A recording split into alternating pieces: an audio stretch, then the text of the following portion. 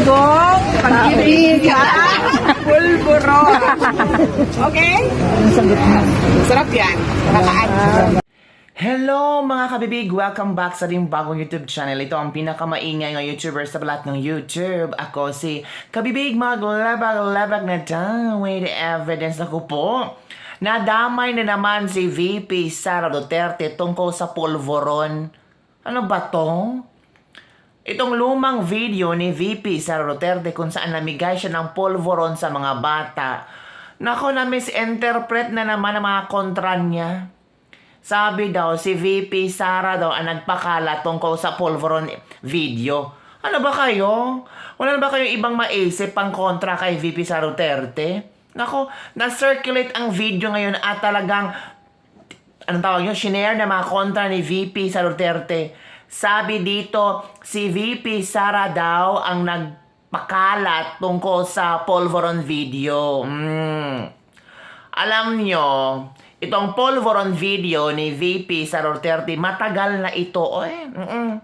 Nako.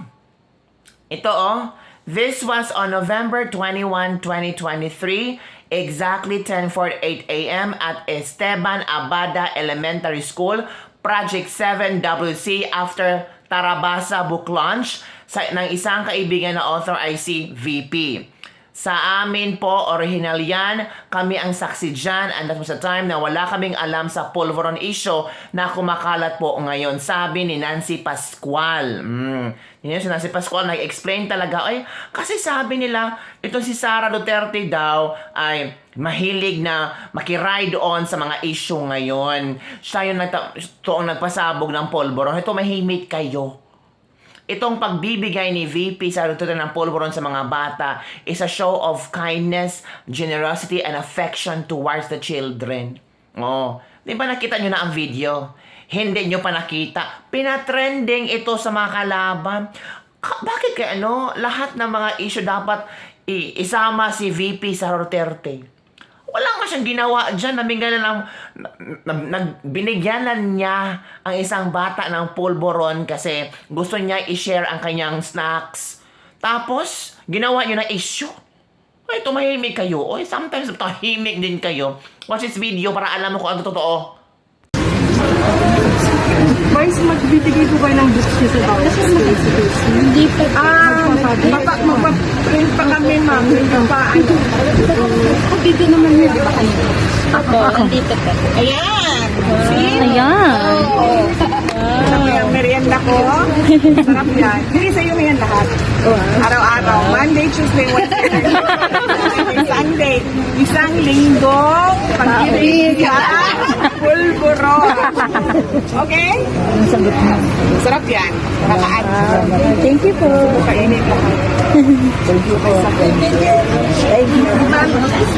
So, nakita nyo na ang video mga kabibig. Binigyan ng kulay. Oo. Parang pinahid nila ba kay VP Sara Duterte ang pulveron video. Alam nyo naman, di ba na trending si Pangulo Duterte na sinabi niya hindi niya nakita yung pulveron video na iyan ni PBBM daw. Tapos, kung meron, dapat sana lumabas. May nag-post, sabi niya, when Duterte denied the pulveron video exists, yet Fiona still made video giving pulveron to kid saying masarap yan, nakaka-addict. Doon pala sila na-offend. Akala nila yung video ni Vice President Sara Duterte ay paparinig kay PBBM. Ay, hindi nila alam, matagal na pala yung video na yun. Hindi lang nilabas. Ngayon, nilabas nila kasi nakita nila nga pwedeng i-connect at i-bash si VP Sara Duterte para talaga dumukin siya, sabihin na walang respeto, na kung saan sabihin nila na ay nagpaparinig, lalo na kung sabi yung masarap yan, nakaka-addict. Diba? Parang, naku, anong klaseng mga utak meron kayo?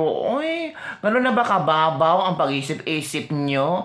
Gano'n na ba katindi ang galit nyo sa VP natin na walang ginawa kundi maging affectionate, caring, generous sa bata na to share the pulveron ng Goldilocks pa. Tapos binigyan nyo ng kulay. Tapos i-connect nyo sa issue ngayon. Naku, tumahimik. Matulog kayo mga kayo ha? Sobra kayong insecure kay VP Sara Duterte. Ang ganda-ganda niya. Kayo, anong ganda meron kayo? Kaya mga kabibig, the more sila magagalit kasi deadma lang ang ating VP ngayon. At merong mga ebidensya na yung pulveron na video ni VP Sara Duterte, matagal na iyon, di ba? Super tagal na. That was November 21. Ano na ba ngayon? Ano na ngayon? January 2024 na. So matagal na, hindi pa pumutok yung pulveron video na yan. Ay una nang pumutok itong pulveron video ni VP Sara Duterte. Pero iba. Iba ang atake ng pulveron video ni VP Sara Duterte. It's showing kindness to the children. Oh, DepEd Secretary talaga. May pagmamahal sa mga bata. Karapat dapat talaga. Ano na lang yung mga DepEd Secretary, mataas nga ang pinag-aralan, may masteral, may doctorate sa education, tapos walang puso para sa mga bata. Dinedma ang mga bata. At the same time, cannot reach out to the people of the Philippines. Cannot go to the mountainous areas of the Philippines. Oh, 'di ba? Kasi pag mga feeling mga matatalino, hindi talaga marunong niyang pumunta lugar sa mga lugar. Takot 'yan. Takot yang makidnap. Itong si VP, hindi takot 'yan. Ay, alam na niya kung anong gagawin niya. In the same time, pinaninindigan niya ang kanyang trabaho. Polvoron kayo dyan, napaparinig si VP Sara Duterte. Pinagtatawanan daw si Pangulong Bongbong Marcos. Tumimik kayo. Kayo talaga gumagawa na isyo. Bahala kayo dyan. Basta, ito ang si VP Sara Duterte, ginagawa lang kayang trabaho. Kaya, highest rating for approval and trust. Walang trust issue si VP Sara Duterte. Mataas lang ang trust ratings and approval rating niya sa mga tao. O, diba? Nga kayo naman. Galit na naman kayo. Gawa naman kayo ng panibagong issue tungkol sa mga Duterte. Ano na mga issue na yan? Matapos na ang pulveron, anong next issue ninyo? Balik tayo sa confidential funds. Ganon ba? Paikot-ikot, pabalik-balik ang mga terminologies nyo. Ay, wag na. Tahimik na kayo. Maghanap na kayo ng ibang storytelling stories dyan. Oo, wag na. Oo, ang mukha nyo. Pagod na maghahanap ng issue para kay VP Sara Duterte, knowing chill lang siya. Ginagawa niya ang trabaho, di ba? Happy kami kasi mataas ang trust ratings and approval ratings ni VP Sara Duterte.